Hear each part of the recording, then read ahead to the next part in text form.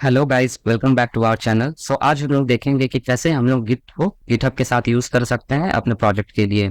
The first question is what is Git. Git is the most popular version control system which helps you to keep track of code changes and also keeps track of who made changes to the code. It is also used to collaborate on code. Now the question is why we use Git? Because it's a free and open source to use, and more than 80% of developers uses Git. Suppose you have two or more developers in your team who are working together, then developers can work together from anywhere in the world. Developers can see the full history of the project, like how many commits has been made till date, what are the changes. Suppose you have committed some code which is not working, then you can revert to the earliest version of a project. This is all about Git. Now we'll see what is GitHub. GitHub is not same as Git. GitHub actually makes tools that uses Git. GitHub is a platform and cloud-based service for software development and version control using Git, which allows developers to store and manage their code. It is also the largest host of source code in the world, and it is owned by Microsoft since 2018. There are a lot of features in GitHub, but in this tutorial, we will focus on using Git with GitHub. So before we start, please like and share this video and subscribe to our channel. So in this tutorial, first we will see how to install Git. To install Git, first we will have to go to this website git-sem.com and यहाँ पर आपको downloads पे click कर लेना है।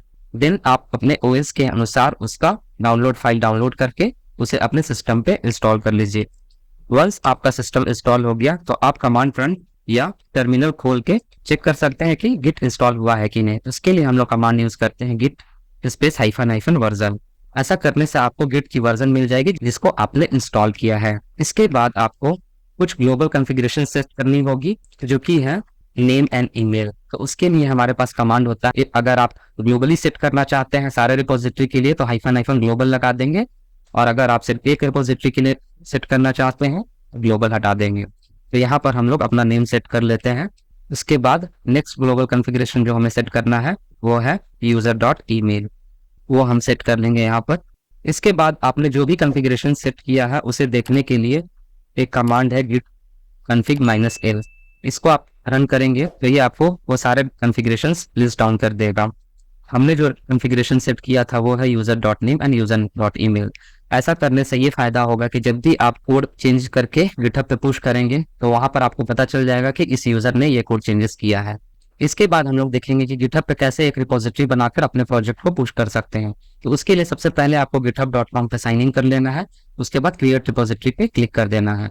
Repository पे click करने के बाद आपको रिपोजिटरी का नाम दे देना है। यहाँ पर हम लोग दे रहे हैं स्प्रिंग बूट बेसिक्स। उसके बाद आपको डिस्क्रिप्शन देना है सिंपल स्प्रिंग बूट एप्लीकेशन।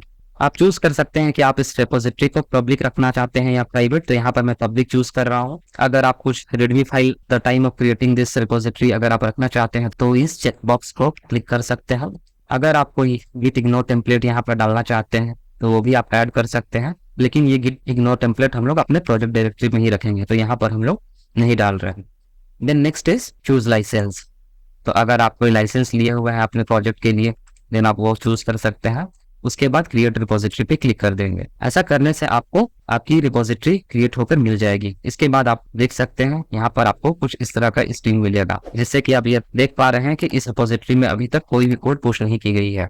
ये जो यहाँ पर आप लोग URL देख रहे हैं https://github.com/springbootbasics.git, ये ओरिजिन है जिसपे हम लोगों को अपने लोकल प्रोजेक्ट को लिंक करना है, सो दैट जब भी हम कोड पुश करें तो ये इस रिपोजिटरी पे पुश हो। तो अब हम लोग देखेंगे कि कैसे हम लोगों को अपने प्रोजेक्ट के गिट सेटअप करना है। उसके लिए सबसे पहले हम लोग अपने प्रोजेक्ट के डायरेक्टरी पे आ जाएंगे। सपोज हम लोगों को इस प्रोजेक्ट स्प्रिंग बूट बेसिक्स को गिटहब पे पुश करना है, तो सबसे पहले उसके लिए हमें चेक करना होगा कि इस प्रोजेक्ट पे गिट इनिशियलाइज्ड है या नहीं। अगर इस पे गिट इनिशियलाइज्ड नहीं होगी तो हमें गिट इनिशियलाइज्ड करना होगा। तो उसके लिए हमें गिट स्टेटस कमांड रन करना होगा।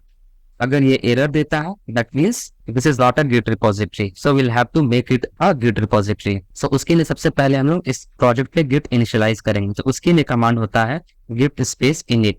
गिट स्पेस इनिट रन करने से गिट आपके प्रोजेक्ट के एक हिडन फोल्डर डॉट गिट नाम से क्रिएट कर देता है and this dot Git folder keep track of changes in that folder. Whenever a file is changed, deleted or added, it is considered modified. After that, if we will check git status, it will give us on branch master. By default आपका project master branch पे होता है, अगर आप चाहे तो दूसरे branch भी क्रिएट कर सकते हैं. और यहाँ पर आप देख सकते हैं, यहाँ पर सारे अनट्रैक्ड फाइल्स हैं जैसे कि मैंने अभी तक इसके पे ऐड नहीं किया है. Before adding our files, first we will set the origin GitHub repository URL to this project. ये हमें एक ही बार करनी है until unless आपको फ्यूचर में रेपो चेंज करनी पड़े. To add it, we use git command git remote add origin, and inside that origin we will give origin which we have created for this repo. So now we have added the origin. So if you want to check the origin, you can use a git command git space remote space -v. It will give you the origin of your project. Like from this git repository we will pull our fetch our code, and in this github repository we will push our code. The next step is to add the files which we want to stage. So if you want to add all the files at once, then you can use git add dot or git add -- all. But if you want to add a specific file, then you can use a file name like git add space file name. Suppose I am taking pom.xml. So if we will check the status after that, then it will give us like only pom.xml is added here, not every file. So if you want to add all the files, then you can use git add dot command. And now if you will check the git status, then you can see all the files are added here. After that you can commit your changes. Commit करने के बाद ये उसकी एक commit ID generate करके उस commit की permanent snapshot store कर लेता है. For that we use git commit -m command, and then उसके बाद हम लोग अपना एक message दे देते हैं. This -m means message. What message you are giving to this commit? You can use any messages, like suppose in later part you have worked on some feature, then you can write, yeah, this feature has been completed. So this is our first release. So I'm writing first release of the Spring Boot project. Now all the files are committed. We can check the status. So here you can see on branch master, nothing to commit. That means all the files have been committed. Now the only task remaining is git push. To push your code in GitHub, you can use git push -u origin, then your branch name.